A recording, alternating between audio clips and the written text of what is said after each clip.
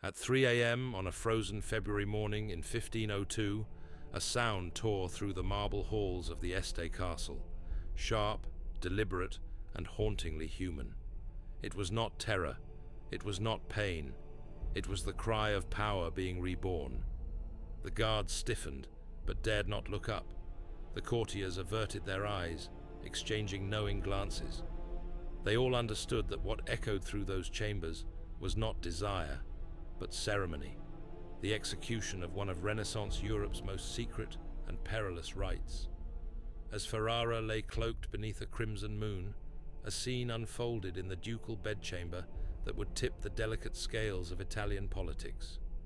What took place there was not love, but strategy, not pleasure, but dominion. The act itself was documented in codes so scandalous that the Vatican sealed them away for nearly 500 years. When the forbidden records finally emerged, they told of a young woman, only 22, who turned her body into an instrument of conquest more lethal than any sword. Picture a royal bedroom where breath is currency and silence a contract, where every touch carries the weight of alliances and every shiver rewrites the map of Italy. What happened that night was not seduction. It was a political ritual disguised as passion, one capable of building or erasing dynasties. This is the hidden chronicle of Lucrezia Borgia, daughter of a pope, twice widowed by intrigue, and destined to wield her beauty as a weapon. One night, under the watchful eyes of power itself, she crossed the line from pawn to predator. Her body became diplomacy incarnate, her pleasure a proclamation of sovereignty.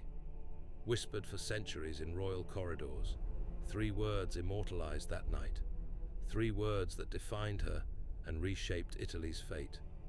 Prepare yourself. What transpired before dawn that winter morning is not just history. It's the moment where sex, strategy, and survival merged into one forbidden ritual. If this glimpse into Europe's most guarded secrets leaves your pulse unsteady, imagine what else still lies buried. Like and subscribe. The next revelation may rewrite everything you thought you knew about power. And in the comments, tell us the name of that queen, duchess, or courtesan whose hidden sins you want dragged into the light. The one mentioned most will become the subject of our next Forbidden Chronicle. Subscribe and turn on the bell, because the secrets we reveal are reserved only for those brave enough to enter our shadowed order. The year is 1502, the very peak of Borgia dominance.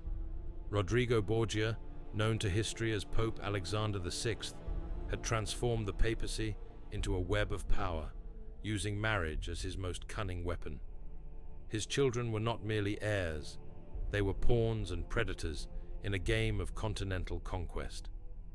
Amidst this treacherous landscape, Lucrezia Borgia was no ordinary noblewoman. She was the living embodiment of erotic diplomacy. Italy, fractured into feuding states, had turned its bedrooms into war rooms. Every wedding was a treaty, every kiss a contract, every bed a battlefield. The duchies of Ferrara, Milan, Naples, and the Papal States clung to peace through fragile pacts, alliances forged between silk sheets and sealed by the bodies of those born to rule. Marriage was not affection. It was warfare disguised as devotion. For the House of Este in Ferrara, this alliance with the Borgias was a gamble between survival and extinction. Duke Ercole d'Este had placed the very future of his bloodline in this union, entrusting his heir, Alfonso d'Este, to a marriage that was as dangerous as it was strategic. Negotiations concluded on December 30th, 1501, outlining terms that exposed the cold calculation behind the union. Lucrezia's dowry, a staggering 100,000 gold ducats, could have financed an entire province. Yet the true cost of this alliance would not be paid in coin, but in flesh, on the night of its consummation. In Renaissance Italy, intimacy was never purely private. Official witnesses observed the bedding ritual to validate dynastic legitimacy. Behind closed doors, noble unions became state ceremonies. the outcome of a single night, determining the stability of entire realms. And the date chosen for this sacred and scandalous act, February 2nd, carried divine symbolism. It was the feast of the purification of the Virgin, a holy day in the Catholic calendar. By aligning their wedding bed with a moment of religious sanctity, the Borgias and the Estes did more than merge their bloodlines.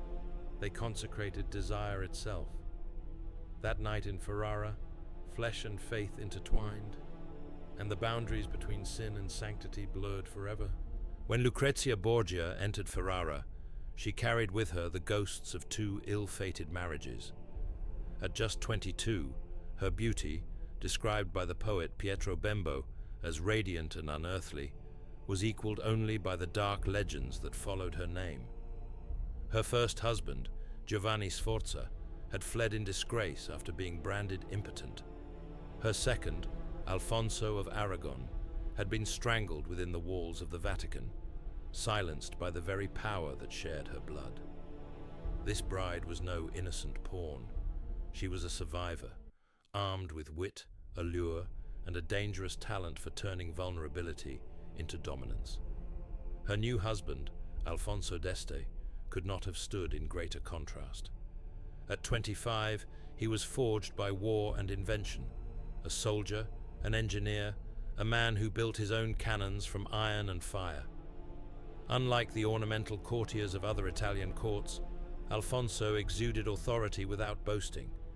He composed music with delicate grace and designed weapons with ruthless precision, a man who blended intellect and force in perfect measure. When these two forces met, Lucrezia, shaped by seduction and strategy, and Alfonso, the embodiment of pragmatic might, the collision was inevitable. It was not merely a marriage, it was an explosion waiting to ignite. Their first meeting at Bentivoglio, on January 3rd, altered the script written for them by popes and princes. In that private encounter, beyond the reach of politics, they discovered something no treaty could dictate: genuine attraction. What was meant to be a calculated alliance began to pulse with unexpected passion, a spark powerful enough to blur the line between diplomacy and desire. By the time February 1st arrived, Ferrara had transformed into a grand stage. The city's streets shimmered with banners and music as Lucrezia entered in triumph. Draped in a French gown lined with mink, her throat glittering with diamonds and rubies, she was every inch the spectacle of power and grace. Citizens shouted her name in delight, believing they were witnessing the beginning of peace. But behind the applause, another stage was already being set, one hidden from the public eye. For when the doors of the ducal palace closed, the true performance would begin. In the shadowed corridors of the ducal palace, scribes and spies took their positions, waiting in silence to witness history disguised as ceremony. Among them stood the Chancellor of Isabella d'Este, planted there by the Duchess herself, a rival sister whose envy had long simmered beneath layers of courtly grace. Her purpose was not curiosity, but control. This was espionage, carefully orchestrated to turn the secrets of a marriage bed into weapons of statecraft. The chosen night carried a double meaning. February 2nd, the feast of the purification of the Virgin, was a holy day, a paradox of sanctity and sensuality, purity and desire colliding beneath candlelight. Nothing about this timing was accidental. The ritual was meant to fuse the sacred and the carnal, transforming a physical act into a dynastic sacrament that bound two of Italy's most powerful families, the Borgias and the Estes, in body, blood, and ambition. Inside the ducal chambers, the stage had been meticulously prepared. Crimson velvet curtains hung like the wings of a theatre. Silver candelabra flickered against Flemish tapestries depicting wars and alliances, a silent reminder of what this night truly represented: politics in its most intimate form. Here, in a room that was both sanctuary and stage, the decade's most crucial performance was about to begin. When Alfonso d'Este entered, his expression was measured, his breath steady. Across from him, Lucrezia Borgia awaited, poised, luminous, and utterly composed. Their meeting weeks earlier at Bentivoglio had already ignited something unexpected between them, something dangerously real. But tonight, that spark was no longer personal. It was protocol. What was to follow was not simple passion. It was a ritual of power refined over centuries of aristocratic tradition. In noble Europe, consummation was more than intimacy. It was proof of legitimacy, the act that sealed treaties, secured heirs, and stabilized empires. Yet in Renaissance Italy, proof demanded witnesses, unseen but present, lurking behind draperies, noting every sound, every silence. The royal bed, once a symbol of love, became a court of law, and what transpired upon it, a verdict capable of shaping the destiny of nations. Lucrezia, scarred yet sharpened by 2 failed marriages, understood this truth better than anyone. On that cold February night, she did not simply lie beside her husband. She stood at the intersection of faith and power, turning survival itself into art. Giovanni Sforza's impotence had not merely been a personal failure, it was a public disgrace, ending in annulment and ridicule. The strangulation of Alfonso of Aragon within the Vatican chambers had taught Lucrezia an unforgiving lesson. Weakness in the marriage bed meant weakness in politics, and in politics, weakness could mean death. These scars shaped her strategy. She would never again be a pawn. Her body would become her weapon, a tool not of submission, but of survival and control. Alfonso understood this as well. His virility was already a matter of rumor, but rumor alone could not secure power. It had to be proven, witnessed, documented, sealed.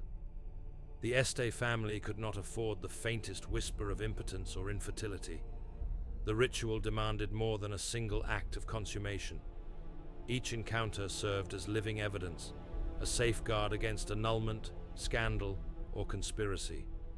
Every sigh, every motion would become a line in the chronicle of legitimacy.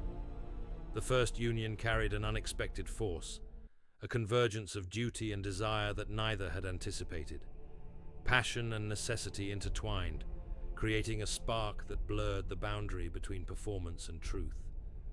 This was no longer mere ritual. It was reality, charged with political consequence. The second consummation, observed and recorded by Isabella d'Este's embedded chancellor, revealed the full extent of surveillance. To outsiders, it might have seemed invasive, obscene even, but within the logic of courtly life, it was obligation.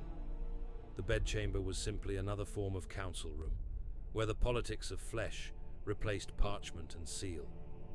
By the third and final act, the ritual had transcended intimacy. It was no longer about 2 bodies, but 2 dynasties, a covenant sealed in passion, witnessed by power. In that perfumed chamber, beneath crimson drapery and flickering candlelight, Italy's fate once again was written, not in ink, but in the silent language of the flesh.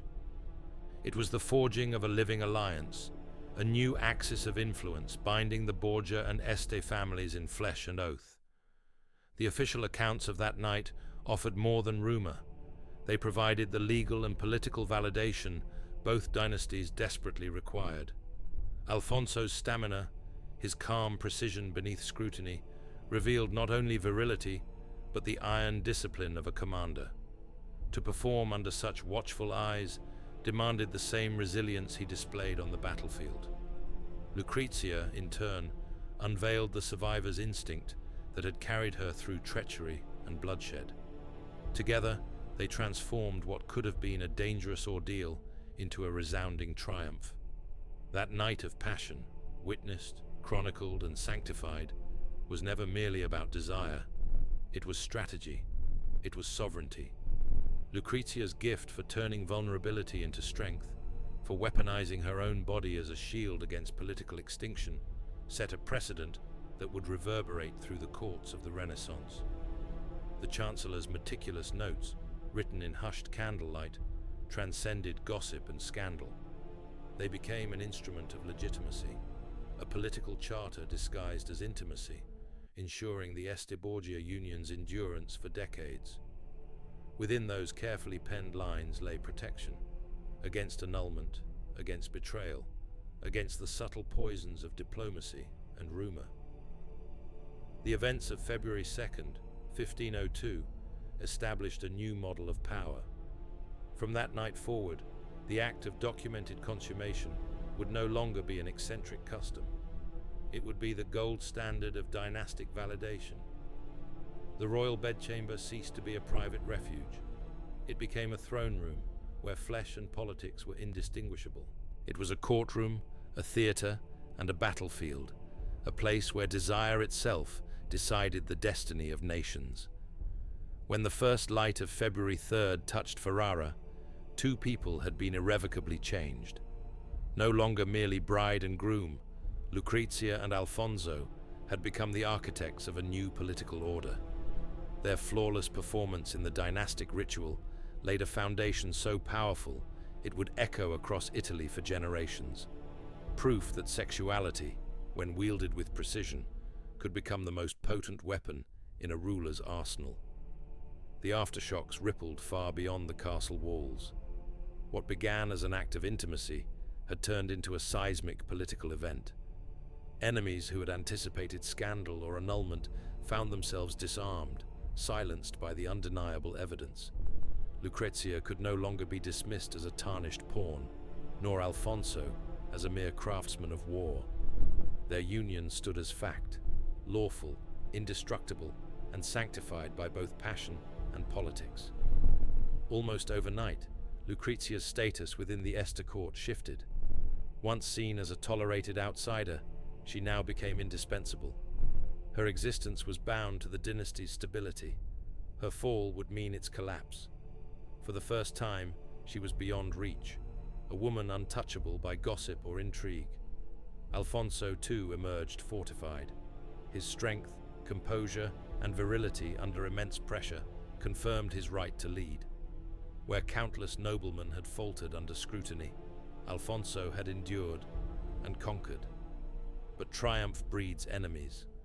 Isabella d'Este, long the unchallenged sovereign of courtly life, suddenly found herself eclipsed.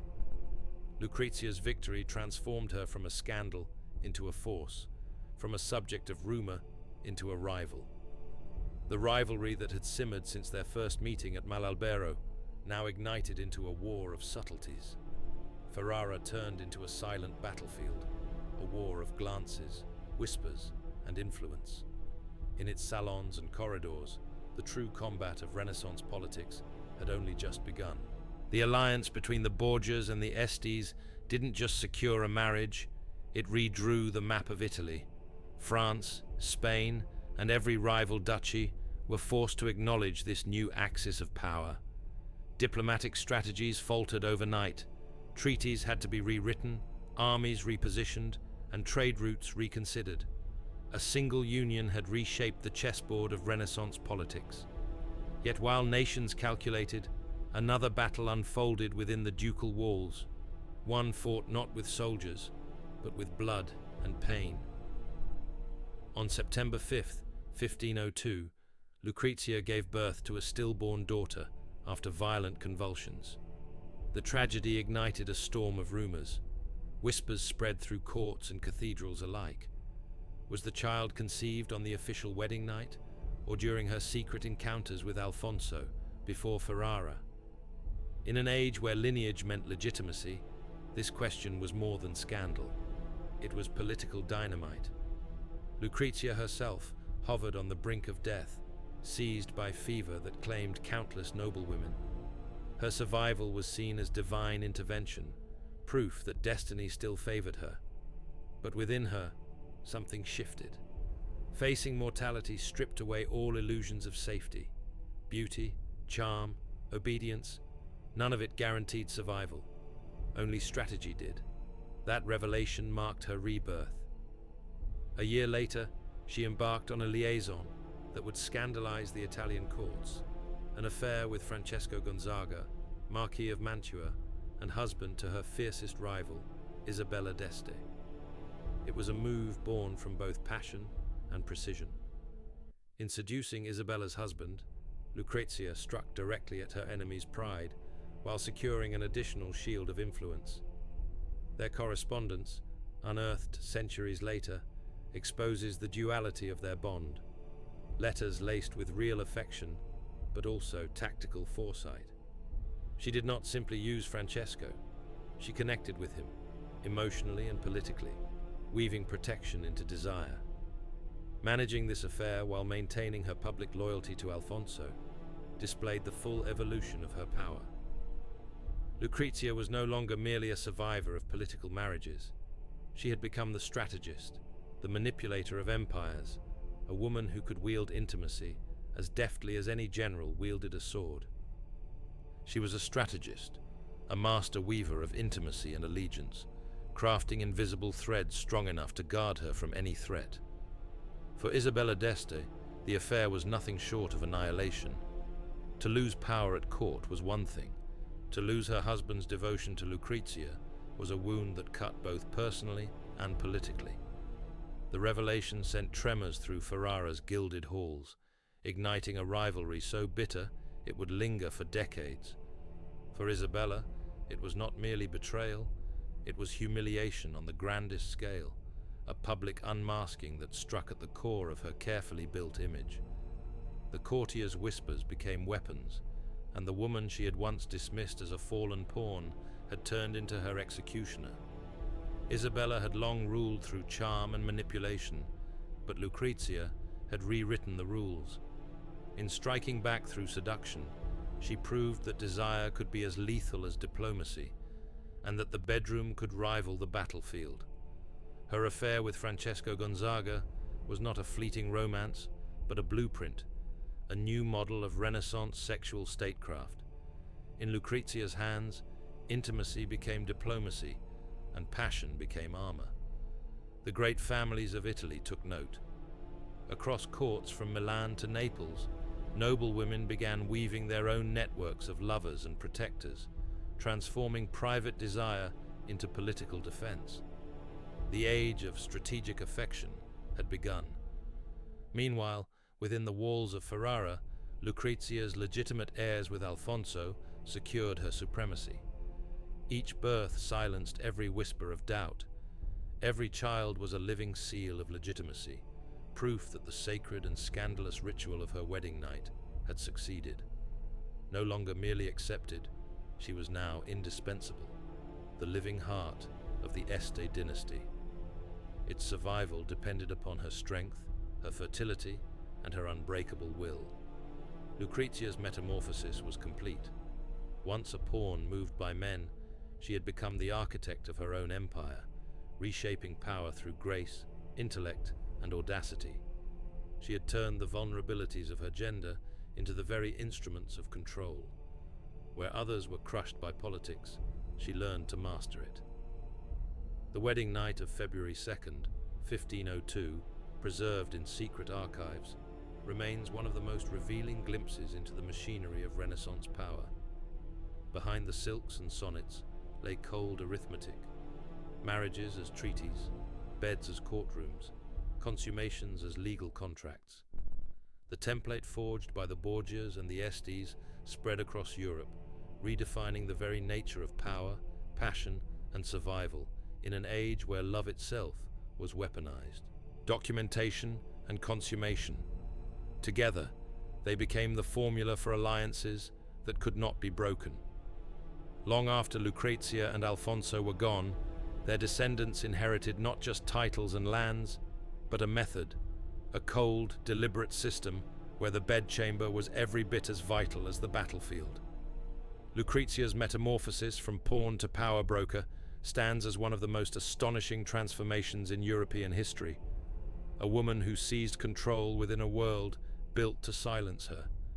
She proved that intellect, courage, and strategic intimacy could shatter the iron rules of dynastic politics.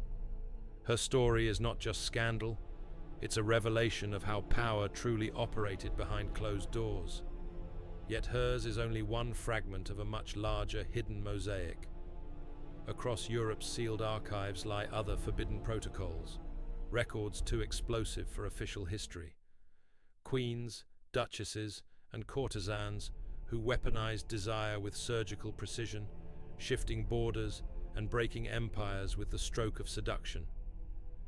Did you know that Catherine de' Medici perfected a system of erotic espionage that let her manipulate 3 French kings? That Anne Boleyn's mastery of sexual politics tore England from Rome and gave birth to a new religion? That Isabella of Castile guaranteed Spain's unification through a consummation so heavily witnessed it required 5 official notaries? These women were not ornaments of power, they were power. Lethal minds operating from within golden prisons, rewriting the rules of diplomacy, one whisper, one touch, one night at a time. If this glimpse into Lucrezia's world has unsettled you, if it's shown that the truth of history is darker, more intricate, and far more human than the myths, then you've only begun to uncover what lies beneath. Hidden deep in Europe's archives are entire systems of bedroom diplomacy, networks of secrets that forged nations and destroyed dynasties. The past still breathes in those pages, and its most dangerous secrets are waiting to be unearthed. Like, subscribe, and join us, because the next revelation will change everything you thought you knew about history.